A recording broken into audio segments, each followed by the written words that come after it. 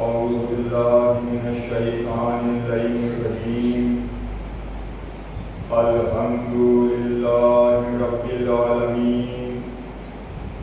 الصلاة والسلام على أشرف الأنبياء والمرسلين وعلى آله الطيبين الطاهرين المعصومين المظلومين المنتجبين المنتخبين الذي أذهب الله عنهم الرجس وطهرهم تطهيرا.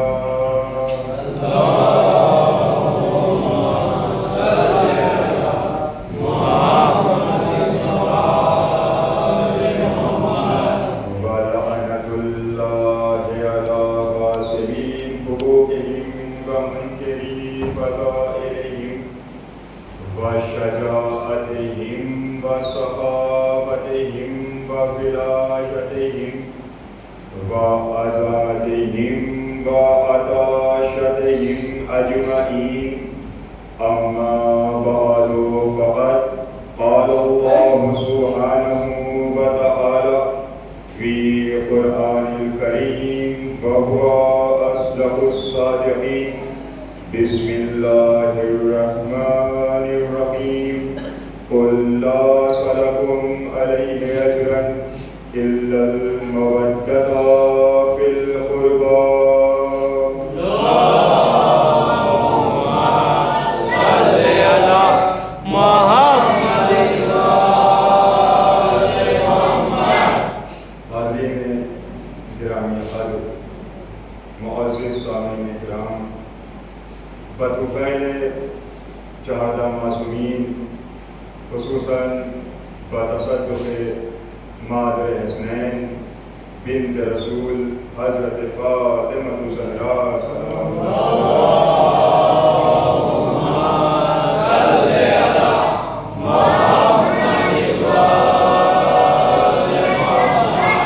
مسلسل آپ حضرات کی بارگاہ میں شرف گفتگو حاصل کیا جا رہا ہے اور روزانہ آپ کے سامنے آیت مودت کی تلاوت کا شرف حاصل کیا جا رہا ہے.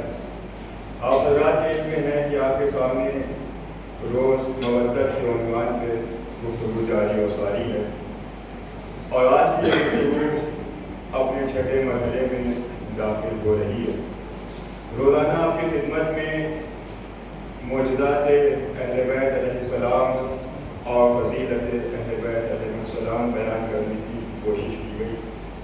ابھی تک جتنی گفتگو ہم نے آپ کے سامنے کی آپ کے اذہان میں محفوظ ہوگی، اس لیے کیونکہ علی کے چاہنے والے کبھی علی کو فراموش نہیں کرتے. ہر وقت ان کی زبان پہ علی کا نام موجود رہتا ہے. وہ اٹھتے ہیں تو یا علی، وہ بیٹھتے ہیں تو یا علی، وہ گفتگو کرتے ہیں تو یا علی، ٹھوکر لگتی ہے تو یا علی، سنبھلتے ہیں تو یا علی، علم چاہیے تو یا علی، بزرگی چاہیے تو یا علی، فضیلت چاہیے تو یا علی. یعنی علی کے چاہنے والے اپنی حیات میں کبھی بھی ذکر علی سے فراموش نہیں ہوتے. اس لیے کیونکہ یہ نام وہ نام ہے کہ جو معجز نما ہے. دیکھیے آپ کے سامنے کسی مجلس میں عرض کیا تھا کہ علی کے نام میں معجزہ ہے. اللہ نے علی کے نام میں معجزہ رکھا اور ہمارے آخری نبی حضرت محمد مصطفیٰ صلی اللہ علیہ وسلم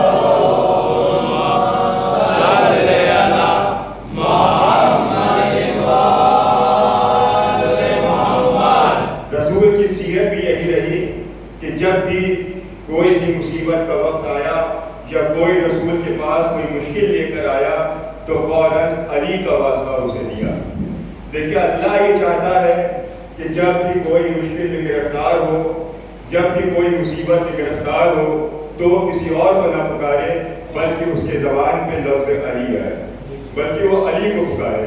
تو نبی کا یہی معمول تھا کہ جب بھی نبی کے پاس کوئی آتا تھا کسی بھی مشکل میں گرفتار تو نبی علی کا واسطہ لیتے تھے.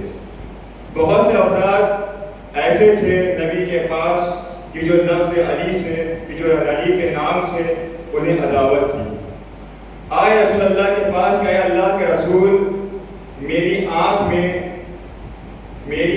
زخم ہو گیا، میری آنکھ آشوب چشم ہو گئی، آپ دعا کر دیں کہ میری آنکھ صحیح ہو جائے۔ لیکن جو آئے تھے یہ اس لیے آئے تھے کہ دیکھتے ہیں کہ نبی اس کا علاج کیا کرتے ہیں۔ اب نبی نے فوراً اپنے ہاتھ کو اٹھایا اور دعا کی، پروردگار تجھے علی کا واسطہ کہ اس کی مصیبتوں کو ختم کر دے۔ آپ ذرا متوجہ ہو جائیے، انشاءاللہ لطف آئے گا۔ جب بھی نبی کے پاس کوئی آیا مصیبت میں گرفتار آیا تو فوراً نبی علی کا واسطہ لیتے تھے، پروردگار تجھے علی کا واسطہ اس کی مصیبت کو ختم کر دیا جائے۔ ایک بار کا واقعہ ہے کہ نبی تشریف فرما ہے، کچھ افراد آئے، کہا اللہ کے رسول ہم چاہتے یہ ہیں کہ آپ ہمیں کوئی معجزہ دکھائیے اور ہم آپ کے ہاتھ کو بیعت کر لیں اور ہم دائرہ اسلام میں داخل ہو جائیں۔ بھیا متوجہ رہیے، کیا اللہ کے رسول ہم چاہتے یہ ہیں کہ آپ ہمیں کوئی معجزہ دکھائیے تو ہم دائرہ اسلام میں داخل ہو جائیں۔ یہودیوں کا گروہ آیا رسول اللہ کے پاس، اب رسول اللہ خاموش بیٹھے ہیں۔ اس گروہ نے پھر سے اپنے سوال کو دہرایا، کیا اللہ کے نبی ہم چاہتے یہ ہیں کہ آپ کوئی معجزہ دکھائیے کہ ہم دائرہ اسلام میں داخل ہو جائیں۔ اب نبی نے منہ کو گھما دیا، میں نے ہاتھوں کو جوڑا، کیا ہے نبی خدا یہ آپ سے گفتگو کرنے کے لیے آئے اور آپ ان کی گفتگو کا جواب نہیں دے رہے، تو عجب نہیں جواب پیغمبر آئے کہ تم کیسے مسلمان ہو، ہمارا کلمہ بھی پڑھتے ہو اور مزاج نبوت سے واقف بھی نہیں ہو، مزاج نبوت سے واقف نہیں ہو۔ ہم نے کہا رسول خدا آپ سمجھا دیجئے مسئلہ کیا ہے، تو عجب نہیں آواز رسالت ہے کہ میرا مزاج یہ ہے کہ جب کوئی بنا علی کے مجھ سے گفتگو کرتا ہے تو میں یہ واجب نہیں سمجھتا کہ اس کا جواب دیا جائے۔ نبی بتانا چاہتے ہیں کہ دیکھو جب میرے پاس آؤ تو علی کا ذکر کرو، تو جب نبی کو وہ تذکرہ پسند نہیں کہ جس میں نبی کا ذکر ہو علی کا ذکر نہ ہو، تو نبی کو وہ اذان بھی پسند نہیں کہ جس میں رسالت کا تذکرہ ہو امامت کا ذکر نہ ہو۔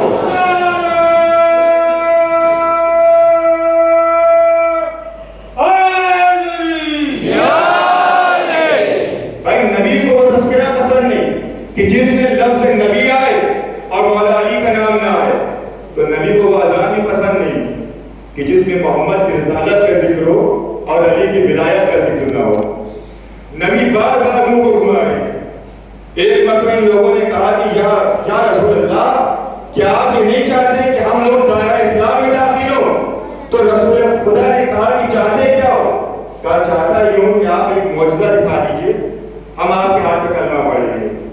اب نبی سے دیکھیں گفتگو کس سے ہو رہی تھی؟ نبی سے ہو رہی تھی۔ نبی نے بات کو گھما دیا علی کی جانب، کہا کہ تم لوگ معجزہ دیکھنا چاہتے ہو؟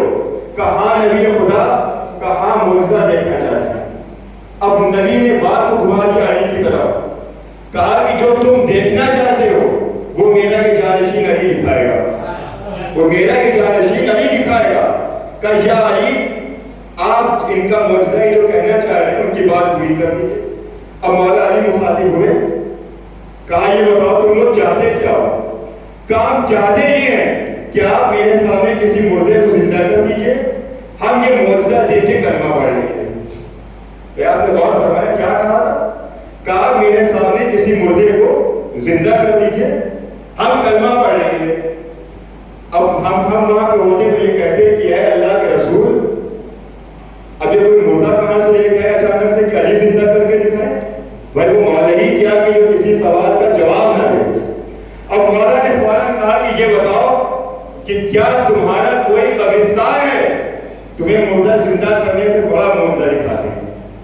اب ان لوگوں نے کہا کہ ہاں ہمارا قبرستان ہے، بہت پرانا قبرستان ہے، تو وہ ہزاروں سال سے مردے دفن ہوئے ہیں۔ اب مولا علی نے کہا کہ ہمیں لے کے وہاں چلو۔ اب یہ لوگ جو گروہ یہودی کا آیا تھا کہ مولا علی کو لے کے قبرستان پہنچا۔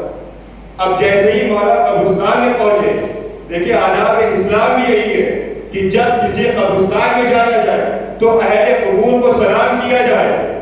بھائی ہم آپ سلام کریں یہ اور بات ہے، امام کسی کو سلام کریں یہ اور بات ہے۔ ہم آپ سلام کریں تو جواب نہیں آئے گا، لیکن امام نے جیسے ہی یہ کہا کہ تمام اہل قبور کو علی کا سلام، قبرستان سے آواز آئی تو علیہ السلام یا امیر المومنین، علیہ السلام یا امیر المومنین۔ ارے آپ پہنچے ہی نہیں، یہ مردہ ہو کے جانتے ہیں کہ ہمارا امیر سوائے علی کے کوئی نہیں ہے۔ سبحان اللہ، نعرہ حیدری،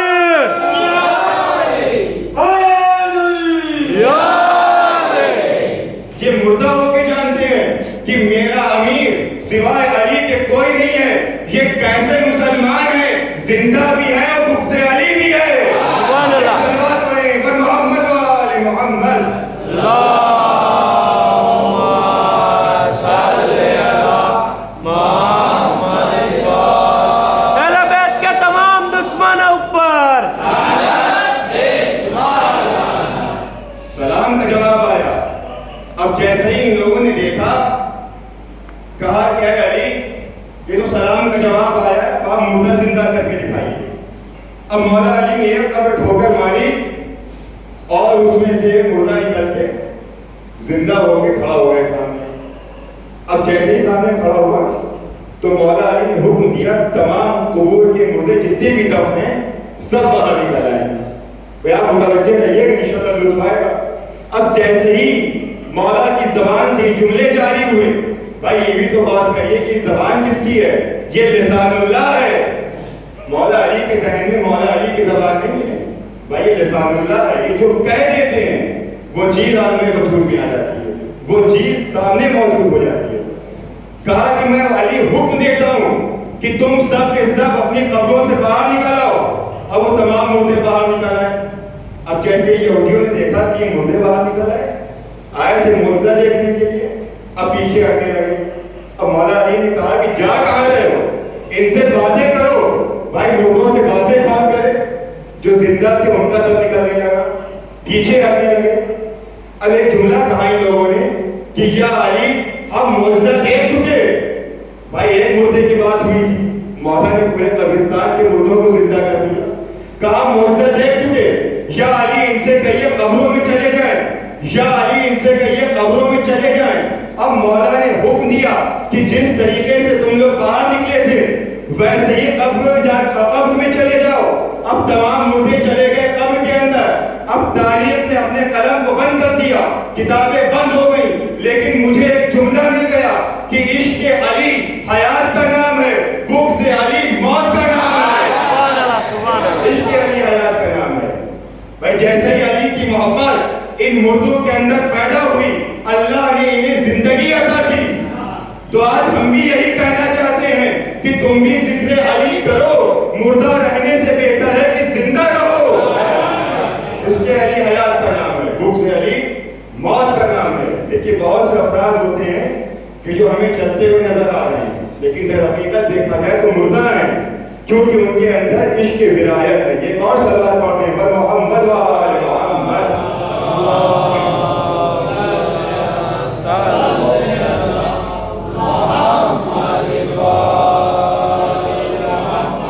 آپ غور فرمائیں، یہ ہے ذات علی، ہمارے نبی حضرت محمد مصطفیٰ صلی اللہ علیہ وآلہ وسلم۔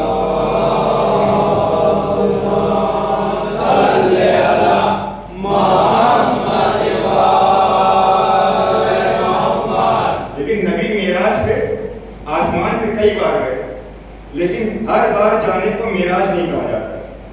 جب نبی معراج سے واپس آئے اور آنے کے بعد مسجد نبوی میں سامنے اصحاب کا مجمع ہے، جانے والے لوگ بیٹھے ہوئے ہیں، نبی نے کہا کہ میں معراج پہ گیا تھا تو اللہ نے علی کے متعلق 70,000 راز کی باتیں ہم سے کہی۔ کس کے متعلق؟ علی کے متعلق۔ کتنی باتیں؟ 70,000 راز کی باتیں، ایسی راز کی باتیں کہ اگر دنیا کے سامنے بیان کر دیا جائے تو دنیا یہ راز سن کے زندہ نہ رہ پائے، ایسی راز کی باتیں بیان کی۔ اور تم میں کوئی ایسا نہیں ہے کہ جس کے سامنے ان رازوں میں سے کوئی ایک راز بیان کیا جائے۔ اب نبی یہ کہہ کے خاموش ہو گئے۔ ایک دن وہ آیا کہ جو فتح خیبر کا دن تھا، یعنی 24 رجب۔ اب نبی نے اعلان کیا کہ آج میں یہ چاہتا ہوں کہ جو مجھ سے جو چاہتا ہے وہ آ کے پوچھ لے, جس کو جو چاہیے مجھ سے لے لے, میں اس کو دینے کے لیے تیار ہوں. اب جیسے یہ سنا اصحاب نے خوشی ہو گئی کہ رسول آج جو مانگیں گے وہ عطا کریں گے. اب یہ کچھ تو چاہنے والے ہوتے ہیں اور کچھ ہوتے ہیں کہ جو عداوت میں سوال کرتے ہیں. اب انہی میں ایک چاہنے والا صحابی کہ جس کا نام سلمان, جس کو نبی نے کہا تھا سلمان منا اہل البیت, سلمان ہم اہل بیت میں سے. اور لیکن معرفت جب ہوتی ہے تو کس طریقے سے سوال کیا جاتا ہے, دیکھیے آداب ہوتے ہیں سوال کرنے کے. اب سلمان آئے کس کی خدمت میں, نبی کے پاس نہیں ہے, سلمان آئے مولا علی کے پاس, اور آنے کے پاس ایک جملہ کہا کہ اے مولا اے علی, آج نبی نے عجیب سوال کیا. نبی نے یہ کہا کہ آج جو بھی ہم سے مانگا جائے گا, جو کوئی بھی ہم سے جو پوچھے گا, آج میں اس کو بتانے کے لیے تیار ہوں, آج میں تیار ہوں بتانے کے لیے. اے مولا آپ بتائیے کہ میں نبی سے طلب کیا کروں, میں نبی سے کیا مانگوں. اگر کوئی بڑی چیز مانگوں گا تو زمانہ یہی کہے کہ ان کے گھر کا غلام اور اتنی بڑی چیز طلب کر لی. اگر کوئی چھوٹی چیز مانگوں گا تب بھی زمانہ یہ کہے گا ان کے گھر کا غلام اتنی چھوٹی چیز مانگی. اے مولا آپ مشکل کشا ہیں, آپ بتائیے کہ نبی سے کیا پوچھا جائے. تو مولا علی نے جواب دیا کہ نبی سے یہ پوچھنا کہ جب آپ معراج پہ گئے تھے اللہ نے 70,000 راز کی باتیں آپ سے کی تھی, آپ اس میں سے ایک راز بتا دیجیے. بھائی آپ متوجہ رہیے, کہ سلمان جانا نبی کو سلام کرنا, سلام کرنے کے بعد کہنا کہ اے نبی خدا آپ جب معراج پہ گئے تھے اللہ نے 70,000 راز کی باتیں آپ سے کہی, آپ ایک راز میں بتا دیجیے. اب سلمان خوشی کی وجہ سے جھومتے ہوئے آئے نبی کی خدمت میں, ہاتھوں کو جوڑا, کہا اے نبی خدا آپ پہ ہمارا سلام ہو, اے نبی خدا وعدہ یاد دلانے آیا ہوں. نبی نے کہا وعدہ یاد ہے, سلمان پوچھو کیا پوچھنا چاہتے ہو. سلمان نے کہا نبی اللہ نے جو علی کے متعلق 70,000 راز کی باتیں آپ سے کہی ان میں سے ایک راز بتائیے. اب رسول مسکرائے, کہا کہ کیا علی سے مل کے آ رہے ہو, کہا علی سے مل کے آ رہے ہو. ایک سلوات پڑھے محمد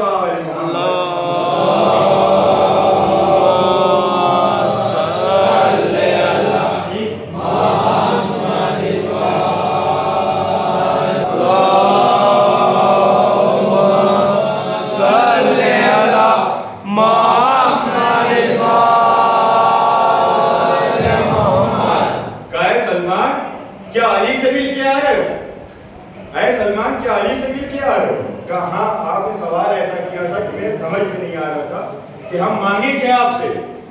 تو ہم نے سوچا کہ مشکل کشا کے دروازے پہ جایا جائے. تو مولا نے یہ بتایا کہ آپ ہمیں وہ راز بتائیے کہ جو اللہ نے آپ سے معراج سے بتایا, ایک راز بتائیے. اب نبی نے کہا ہے سلمان اگر تمہارے علاوہ کوئی اور پوچھتا تو اسے ہم کوئی بھی راز نہ بتاتے ہیں, لیکن کیونکہ تمہیں اپنے اہل بیت میں شامل کیا ہے لہذا ایک راز بتا دیتا ہوں. بھائی متوجہ ہو کے سنیے گا, نتیجے پہ لطف آئے گا. کہا تمہیں اہل بیت میں شامل کیا ہے, تم پوچھ رہے ہو, تمہیں ایک راز بتا دیتا ہوں. دیکھیے یہ پہلا راز ہے جو میں کے بیان ہو رہا ہے, نہ راز کی باتیں تو کائم نہیں کہی جاتی ہیں, یہ پہلا راز ہے جو میں کے بیان ہو رہا ہے.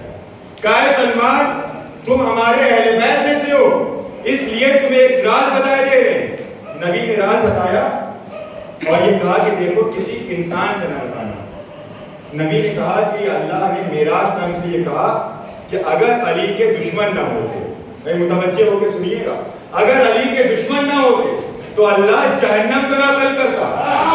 اگر علی کے دشمن نہ ہوتے تو اللہ جہنم کو داخل کرتا. ایک جملہ کہنے کو جی چاہ رہا ہے کہ اللہ کو جہنم بنانے کا شوق نہیں ہے, منکر بلا نے جہنم بنوایا ہے. سبحان اللہ.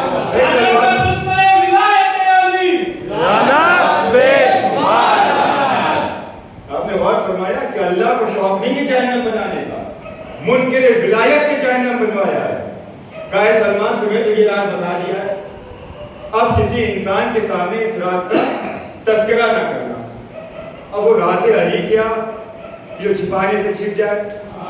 ایک جملہ آپ کے سامنے اور عرض کروں, مجھے یہاں بلایا اشرا پڑھنے کے لیے, ظہیر صاحب کا حکم تھا, ہم یہاں حاضر ہو گئے. انہوں نے فون پہ کہا کہ قبلہ آپ آ تو رہے ہیں یہاں لیکن یاد رہے کہ پوری مجلس میں علی کا نام نہ آنا چاہیے. کہا نہیں انہوں نے, لیکن میں بتا رہا ہوں آپ کو کہ آپ مجلس پڑھیے مولا علی کا نام نہ لو. اب مجھ جیسا چھوٹا سا عاشق ایسا ممکن ہی نہیں کہ پوری مجلس پڑھوں مولا علی کا نام نہ آئے. اور وہ سلمان کی جو ایمان کے 10ویں درجے پہ فائز, کہا کہ اے سلمان تمہیں راز بتایا ہے, تم کسی انسان کے سامنے اس راز کا اظہار نہ کرنا. اب سلمان چلے جھومتے ہوئے کہ نبی نے ہمیں راز بتایا ہے. اب سامنے سلمان نے دیکھا کچھ لوگ ہیں, اب چاہا کہ ان کے سامنے یہ راز بیان کیا جائے. پھر قول رسول ذہن میں آیا کہ اے سلمان کسی انسان سے تذکرہ نہ کرنا, وہ راز امامت ہی کیا جو چھپانے سے چھپ جائے. اب سلمان کچھ اور آگے بڑھے, دیکھا کچھ لوگ کھڑے باتیں کر رہے ہیں. اب سلمان نے سوچا کہ علی کا ذکر مجمع میں نہ کیا جائے گا تو کہاں کیا جائے گا. اب سلمان کے ذہن میں آیا کہ ان سے بتایا جائے. پھر قول نبی ذہن میں آیا کہ اے سلمان کسی انسان سے تذکرہ نہ کرنا. اب سلمان کے دل میں علی کا عشق موجیں مار رہا تھا.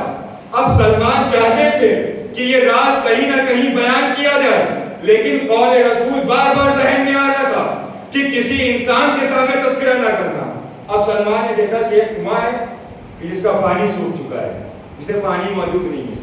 اب سلمان کے ذہن میں آیا کہ نبی نے انسان سے بتانے کو منع کیا ہے, سب سے بتانے کو تھوڑی منع کیا ہے. اب سلمان نے کنویں کو دیکھا, کنویں میں اپنا منہ ڈالا اور ڈال کے کہا کہ اگر علی کے دشمن نہ ہوتے تو اللہ جہنم کو خلق ہی نہ کرتا. اگر علی کے دشمن نہ ہوتے تو اللہ جہنم کو خلق نہ کرتا. اگر علی کے دشمن نہ ہوتے تو اللہ جہنم کو خلق نہ کرتا. سلمان یہ کہہ کے چلے گئے. اب دیکھیں کہ علی کا راز چھپانے سے چھپتا نہیں ہے. سلمان تو یہ کہہ کے چلے گئے. اللہ نے انتظام یہ کیا کہ اللہ نے اس کنویں میں اگایا ایک پیڑ اور اس پیڑ میں نکالے پتے, اور ہر پتے کے سینے پہ یہی تحریر کیا کہ اگر علی کے دشمن نہ ہوتے تو اللہ جہنم کو خلق نہ کرتا. اللہ جہنم کو خلق نہ کرتا. تمام پتوں پہ یہی لکھا. بھائی راز امامت ہے نا, جب اللہ سے نہ چھپایا گیا تو اللہ نے رسول کو بتایا. جب رسول سے نہ چھپایا گیا تو رسول نے سلمان سے بتایا. جب سلمان سے نہ چھپایا گیا تو سلمان نے اندھے کنویں میں بتایا. جب کنویں سے نہ چھپایا گیا تو کنویں نے اگایا پیڑ کو, اور جب پیڑ سے نہ چھپایا گیا تو پیڑ نے ہر پتے پہ یہی تحریر کیا کہ علی کے دشمن نہ ہوتے تو اللہ جہنم کو خلق ہی نہ کرتا.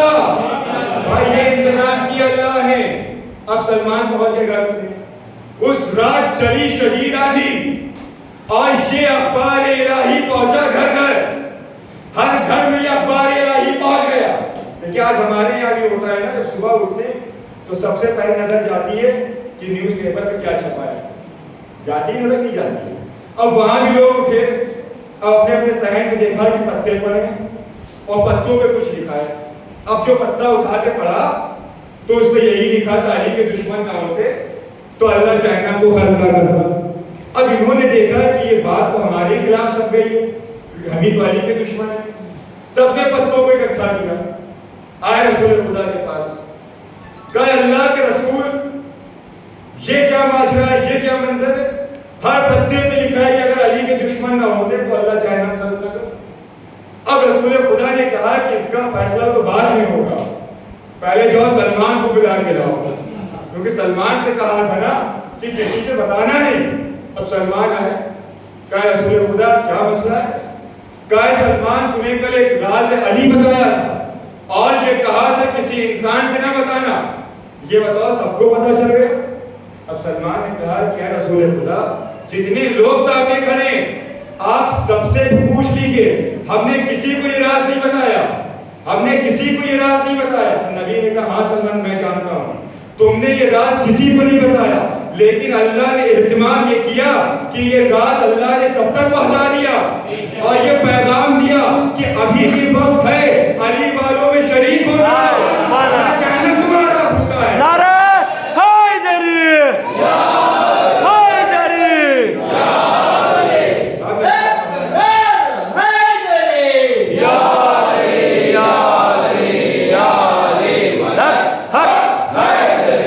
یہ ہے ذات امیر المومنین. فی القربى، دیکھو یہی قرابت دار ہیں اور انہی سے مودت کا حکم بھی دیا گیا ہے کہ کسی مجلس میں عرض کیا تھا کہ یہ پنجتن وہ ہیں، یہ نور وہ ہے کہ ان کی جگہ پہ کوئی دوسرا نہیں آ سکتا ہے، جب بھی آئے گا تو انہی میں سے کوئی آئے گا، وقتی طور سے کوئی بھی آج کے بیٹھے۔ دیکھیے بعد نبی جب یہ خلافت تیسرے مرحلے میں داخل ہوئی، بھائی نبی کے بعد 3 خلفاء ہو گئے نا، نبی کے بعد جب خلافت تیسرے مرحلے میں داخل ہوئی اور تیسرا مرحلہ بھی تمام ہو گیا، پھر خلافت لڑکتے ہوئے چوتھی منزل میں داخل ہوئی۔ اب لوگ پریشان، دیکھیے اب تک ہوتا کیا تھا کہ مسجد میں رکھا ہوتا تھا ایک منبر، اور منبر کے دیکھیے آپ جانتے زینے ہوتے ہیں منبر کے، ایک دوسرے کے احترام میں رسول بیٹھتے تھے سب سے اوپر عرش پہ، منبر کے سب سے اوپر۔ اب جب پہلے خلیفہ جو بنے وہ رسول اللہ کے احترام میں ایک زینہ چھوڑ کے بیٹھے، اور دوسرے خلیفہ جو بنے وہ ان کے احترام میں 2 زینے چھوڑ کے بیٹھے، اور جب تیسرے صاحب آئے تو وہ ان تینوں کے احترام میں، دونوں کے احترام میں وہاں بیٹھے سب سے نیچے بیٹھ گیا۔ اب لوگ پریشان ہوئے کہ اب یہ خلافت چوتھے مرحلے میں داخل ہو رہی ہے اور منبر کے زینے ختم ہو گئے، اب یہ علی بیٹھیں گے کہاں؟ مسجد نبوی میں بھیڑ اکٹھا ہے، لوگ اکٹھا ایک دوسرے کو نہیں مار رہے ہیں کہ دیکھو دیکھو علی آ رہے ہیں۔ اب یہ آنے کے بعد بیٹھیں گے کہاں؟ کیونکہ اب تک کا قانون یہ تھا کہ کوئی نبی کے احترام میں نبی کی جگہ پہ نہیں بیٹھتا تھا، ان کے احترام میں ان کی جگہ نہیں بیٹھتا تھا، ان کے احترام میں ان کی جگہ نہیں بیٹھتا تھا۔ اب زینے ہو گئے ختم، اب یہ علی بیٹھیں گے کہاں؟ لوگ پریشان۔ اتنے میں لوگوں نے دیکھا کہ سامنے سے مولا علی آئے، اب نہ چاہتے ہوئے بھی لوگوں نے جگہ دی، بھائی نور امامت ہے نا، لوگوں نے جگہ دی۔ اب مولا علی آئے، بھائی مولا علی تو سب کو جانتے ہیں، جس کی ذوالفقار چلے تو 70 نسلیں دیکھ کے چلے، تو وہ کیا لوگوں کے دل سے واقف نہیں ہوئیں گے۔ اب مولا علی آئے اور آنے کے بعد پہلے زینے پہ قدم رکھا، دوسرے زینے پہ قدم رکھا، تیسرے زینے پہ قدم رکھتے ہوئے وہاں بیٹھے جہاں رسول خدا بیٹھا کرتے تھے، وہاں بیٹھے جہاں رسول خدا بیٹھا کرتے تھے۔ لوگوں نے کہا اے اللہ کے رسول، لوگوں نے کہا اے اللہ کے جانشین، اے علی آپ تو وہاں جا کے بیٹھ گئے جہاں نبی بیٹھا کرتے تھے، آپ وہاں بیٹھ گئے جہاں نبی بیٹھا کرتے تھے۔ تو مولا علی نے ایک جملہ کہا، ارے تم اس لکڑی کی منبر کی بات کر رہے ہو، میرے قدم تو وہ ہیں جو دوش رسالت پہ آئے۔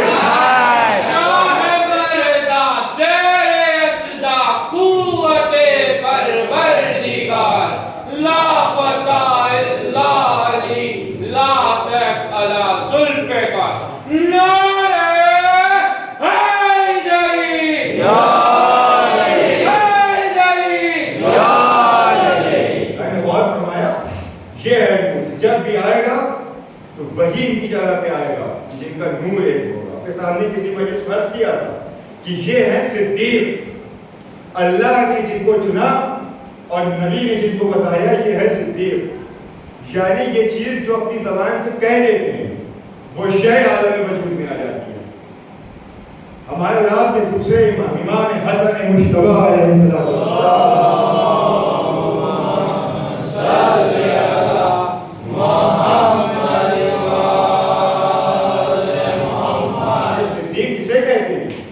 یہ زبان سے جو کہہ دیں وہ شے عالم وجود میں آ جائے، کیونکہ کسی خاص مقصد کے کہنے کے واقعہ آپ کو سنا رہے ہیں، انشاءاللہ اسی کی بات اپنے نظر ہے۔ امام حسن اکثر دین کی تبلیغ کے لیے شہر شہر اور گاؤں گاؤں جایا کرتے تھے۔ ایک بار امام حسن کا جانا شام کا ہوا، اور جو فقیر شام تھا، بھائی فقیر شامی تو کہا جائے گا اس کو، جو فقیر شام تھا اس کو خبر ہوئی کہ امام حسن شام آ گئے۔ اب اس نے اپنے دربار میں طلب کیا، کون یہ فقیر شام؟ تعارف کرائیں، جو یزید کا بھی باپ تھا۔ بھائی اس کا تعارف یہی ہے کہ اس نے یزید جیسی خباثت مسلمانوں کے گلے میں ڈال دی، یہ یزید کا بھی باپ تھا۔ اس نے درباریوں سے کہا کہ دیکھو ہم نے حسن کو دعوت دی ہے، یہ حسن دربار میں آئیں گے، لیکن جب دربار میں آئیں تو ہم چاہتے ہی ہیں کہ ان کی توہین ہو جائے۔ آپ کے سامنے عرض کیا تھا کہ خود ساختہ میں اور خدا ساختہ میں فرق ہوتا ہے۔ اللہ جنہیں بنا کے بھیجتا ہے انہیں اس دنیا میں کوئی ذلیل نہیں کر پاتا۔ کہا کہ جب امام حسن جب حسن دربار میں آئے تو کوئی احترام کے لیے نہ ہوئے، اور دربار کے دروازے پہ ایک بڑا سا پردہ ڈلا تھا، کب کوئی اس پردے کو نہ اٹھائے تاکہ پہلی توہین ہو جائے۔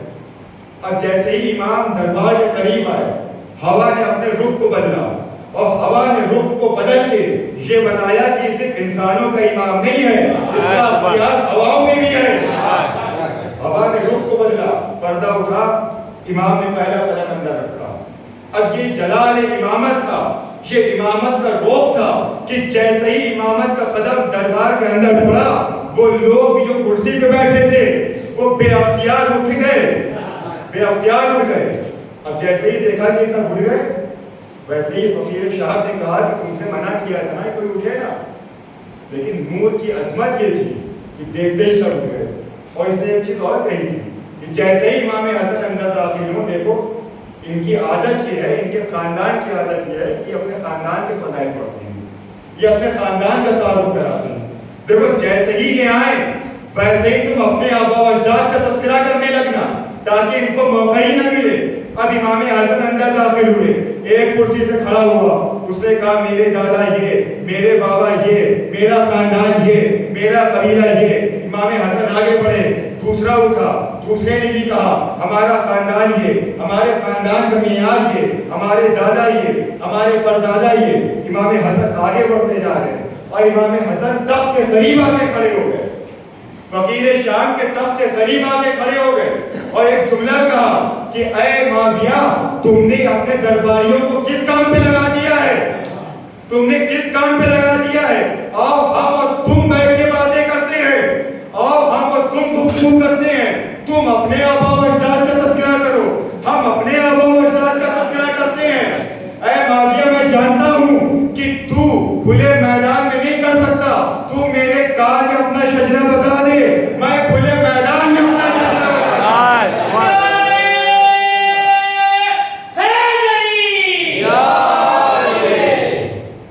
کیا کہا کہ تو میرے کان میں بتا دے، کیونکہ امام جانتے ہیں نا کہ شجرہ مشکوک ہے، کہا تو میرے کان میں بتا دے، میں کھلے میدان میں بتاتا ہوں۔ اب جیسے ہی یہ سب گفتگو ہو رہی تھی، امام نے آگے تعارف کرانا شروع کیا۔ امام نے کہا کہ میں وہ ہوں کہ آپ کے سامنے عرض کیا تھا کہ یہ صدیق ہیں، ان کی زبان سے جو الفاظ نکلتے ہیں وہ الفاظ حقیقت میں تبدیل ہو جاتے ہیں۔ امام گفتگو کر رہے ہیں، امام نے کہا اپنا اختیار بتایا کہ میں اگر چاہوں تو شام کو عراق میں بدل دوں، عراق کو شام میں بدل دوں۔ امام اپنا تعارف کرا رہے کہ میں اگر چاہوں تو شام کو عراق میں بدل دوں، عراق کو شام میں بدل دوں، میں اگر چاہوں تو زمین کو آسمان میں بدل دوں، آسمان کو زمین میں بدل دوں، میں اگر چاہوں تو دن کو رات میں بدل دوں، رات کو دن میں بدل دوں، میں اگر چاہوں تو مرد کو عورت میں بدل دوں، عورت کو مرد میں بدل دوں۔ اتنے میں درباریوں میں سے ایک کھڑا ہوا اور کہا کہاں اتنے بڑے بڑے دعوے کر رہے ہیں، کہاں اتنی بڑی بڑی باتیں کر رہے ہیں، کیا یہ سب آپ کے اختیار میں ہے؟ متوجہ رہیے گا، یہ سب آپ کے اختیار میں ہے۔ امام نے اس کی طرف انگلی اٹھائی، امام کی انگلی میں مرضی خدا اتری، امام نے انگلی اٹھا کے کہا کہ تجھے شرم نہیں آتی مردوں کے مجمع میں کھڑی ہو رہی ہے؟ تجھے شرم نہیں آتی مردوں کے مجمع میں کھڑی بول رہی ہے؟ اب وہ وہاں سے اٹھا نہیں اٹھی، اب بھاگنے لگی۔ امام نے کہا کہ بھاگتی کہاں ہو؟ سنو، ہم نے دو دعوے کیے تھے کہ میں اگر چاہوں تو مرد کو عورت کر دوں، عورت کو مرد کر دوں، تجھے عورت بنا دیا، جا اپنے گھر پہ دیکھ لے جا کے، جو تمہاری زوجہ تھی اسے مرد بنا دیا، جو تمہاری زوجہ تھی اسے مرد بنا دیا۔ اب یہ بھاگا وہاں سے، بھاگا نہیں، بار بار زبان پھسل رہی ہے، بھاگا نہیں، یہ بھاگی۔ اب یہ آیا گھر پہ، آئی گھر پہ، آنے کے بعد اس نے دیکھا کہ یہاں ہی منظر بدلا ہوا ہے۔ کتنے 7 سال اسی عالم میں گزارے، کتنے سال؟ 7 سال اسی عالم میں گزرے۔ ایک دن یہ گئی کنویں میں پانی بھرنے کے لیے اور پاؤں پھسلا اور یہ کنویں کے اندر چلی گئی۔ اب جب باہر نکلی تو نکلی نہیں، باہر نکلے، اب دوڑتے ہوئے آئے دربار میں۔ اب جیسے ہی دربار کے اندر آئے، داخل ہوئے، اب ویسے ہی دیکھا کہ دربار ویسے ہی سجا ہوا ہے، امام حسن ویسے ہی خطبہ دے رہے ہیں, درباری ویسے ہی بیٹھے ہوئے ہیں, وہ ملعون بھی تخت پہ ویسے ہی بیٹھا ہوا ہے. ایک مرتبہ اس نے کہا کہ مولا اتنی بڑی فضیلت تو دیکھ چکا, لیکن یہ بتائیے کہ دربار وہی, تخت وہی, تاج وہی, ملعون وہی, آج کی گفتگو وہی, ہم نے 60 سال گزار دیے, ہم نے 60 سال گزار دیے, اور لگتا ہے کہ ایک لمحے میں واپس آ گئے. امام نے مسکرا کے جواب دیا کہ ابھی بھی تمہیں معراج رسالت میں شک ہے؟ بھائی رسول معراج پہ گئے تھے, ہمارے جد معراج پہ گئے تھے, کنڈی ہلتی رہی تھی, وضو کا پانی بہتا رہا تھا, بستر گرم تھا. ابھی بھی معراج پہ یقین لے آؤ, ابھی بھی معراج پہ یقین لے آؤ. اب جیسے یہ باتیں سنی ویسے ہی وہ فقیر شام بھڑک گیا کہ دربار ہمارا, حکومت ہماری, تلوار ہماری, لوگ ہمارے, مجمع ہمارا, آپ یہاں اپنی فضیلتیں سنا رہے ہیں, آپ یہاں اپنی فضیلتیں سنا رہے ہیں. امام نے اس کی طرف بھی اشارہ کیا کہ تو کیا چاہتا ہے, کیا تجھے بھی وہی کر دوں جو اس کو کیا؟ بھائی امام تو یہ کہہ کر رک گئے, ہم میں آپ میں سے کوئی ہوتا تو ہاتھوں کو جوڑ کے کہتا مولا اسے بھی وہی بنا دیجیے. ایک اور صلوات پڑھیں, میں محمد و آل محمد.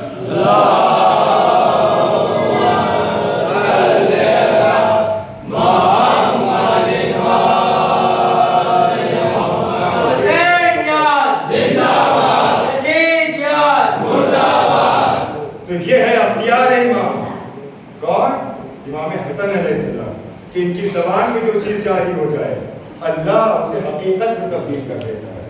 بس یہ ہے اہل بیت کی فضیلت. یہ وہ گھرانہ کہ جس گھر کے اوپر اللہ نے ملک کو بھیجا سلام کرنے کے لیے, یہ وہ گھر جس پہ رسول آ کے مسلسل سلام کرتے تھے. لیکن تاریخ گواہ ہے کہ رسول خدا کی شہادت کے بعد مسلمانوں نے بنت رسول کے گھرانے کو حضور کیے کہ اگر تاریخ کے سامنے بیان کیا جائے تو کوئی اپنے آنسو کو روک نہیں سکتا. رسول اللہ کی آنکھ بند ہوئی, رسول کے ایک لوٹی بیٹی جناب سیدہ کے اوپر چلتا ہوا دروازہ کھڑا. صرف مصیبتیں یہیں پہ نہیں رکی بلکہ امام حسن کو زہر سے شہید کیا گیا. امام حسن کے جگر کے ٹکڑے دہن سے باہر نکل رہے تھے. اتنے میں امام حسن نے کہ آج آپ جناب قاسم کا ماتم کرنے کے لیے جمع ہوئے ہیں. کون قاسم؟ حسن کی جان قاسم.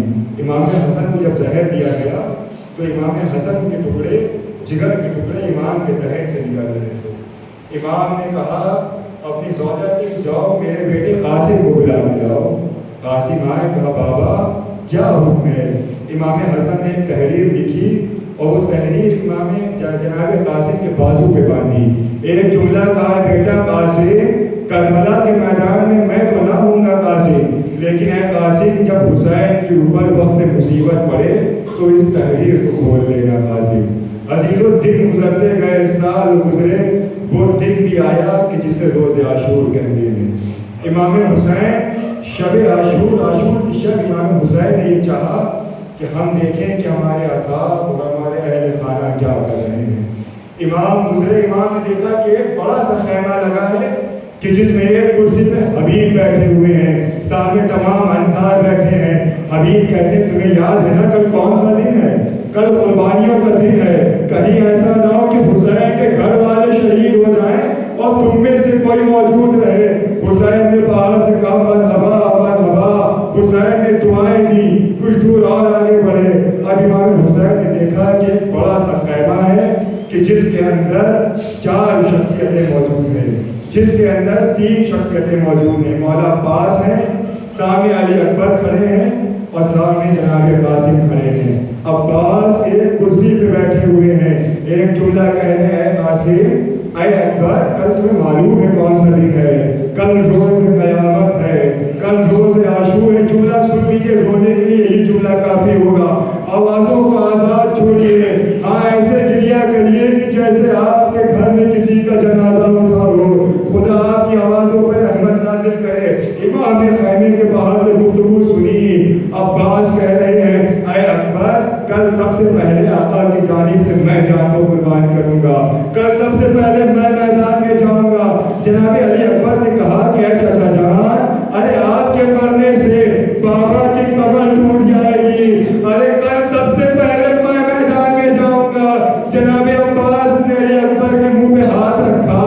ایک جملہ کہا اے بیٹا علی اکبر ارے تمہارے مرنے سے میرے آقا کی آنکھوں کی روشنی چلی جائے گی.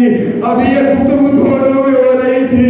قاسم اٹھنے کے بعد کہا کہ اے چچا عباس ارے نہ کل آپ پہلے جائیے گا. اے بھیا عباس نہ پہلے کل آپ جائیے گا. ارے چچا عباس آپ کے جانے سے میرے منہ سارے کی کمر ٹوٹ جائے گی. ارے بھیا عباس ارے آپ کے جانے سے میرے منہ سارے کی آنکھوں کی روشنی چلی جائے گی. ارے بھیا اے چچا جان عباس ارے میں یتیم ہوں, میرے بابا اس دنیا میں نہیں ہے. ارے کل سب سے پہلے اپنے ابو کی طرف سے جان کو میں قربان کروں گا. میرے مرنے سے نہ کمر ٹوٹے گی نہ آنکھوں کی روشنی جائے گی. جزاک اللہ خیر الجزا. آپ کی آوازیں بلند ہیں, خدا آپ پر رحمت نازل کرے. امام حسین نے جیسے ہی جملے سنے خیمے کا پردہ الٹا, امام خیمے میں داخل ہوئے, بھتیجے کو گلے سے لگایا, رونے لگے. تاریخ نے لکھا کہ چچا بھتیجے اتنا زیادہ روئے کہ غش آ گیا, بے ہوش ہو گئے. کچھ دیر کے بعد اٹھے تو کیا دیکھا, سامنے حسن کی بیوہ کھڑی ہوئی ہے, ہاتھوں کو جوڑا, کہا آقا ارے میرے شوہر اس دنیا میں نہیں ہے. اے آقا میں چاہتی ہوں اپنے اس لال کو آپ پر قربان کروں. امام کسی صورت سے تیار نہیں ہوئے. انہیں فروا کو یاد آیا کہ جب میرے شوہر اس دنیا سے جا رہے تھے تو قاسم کا مشورہ تھا.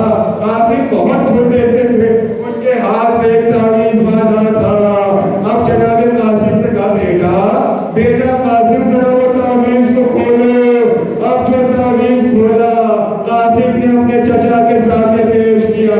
بھائی نے بھائی کی تحریر کو دیکھا, آنکھوں سے لگایا, ایک جملہ کہا اے بیٹا قاسم ارے پڑھنے کے لیے میرے بھیا کی تحریر لائے ہو قاسم. اے قاسم میرے بھیا کی تحریر لائے ہو قاسم. آپ کو معلوم ہے امام حسین نے قاسم کو کیسے تیار کیا. امام حسین نے کہا ذرا وہ صندوق لے کے آؤ جس میں میرے بھیا کے تبرکات رکھے ہوئے ہیں. وہ صندوق آیا, امام نے حسن کا کرتا نکالا, قاسم کو پہنایا.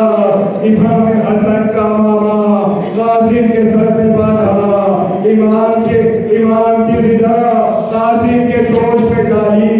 ایک جملہ کہا, قاسم کو اٹھایا, بقی کا رخ کیا. ایک جملہ کہا اے بھیا ارے قاسم کو آگ کی شبیہ بنا دیا. جزاک اللہ خیر الجزا. اے بھیا قاسم کو آگ کی شبیہ بنا دیا. یہ کرنے کے بعد امام حسین ایک عجیب عمل انجام دیا. امام حسین نے جناب قاسم کا گریبان پھاڑ دیا, آستین الٹ دی. چاہنے والی بہن آئی, ہاتھوں کو جوڑا, کہا بھیا ارے یہ عمل کیوں انجام دیا. امام حسین نے ایک جملہ کہا ارے میں میدان میں اس کو بھیج رہا ہوں جو یتیم ہے.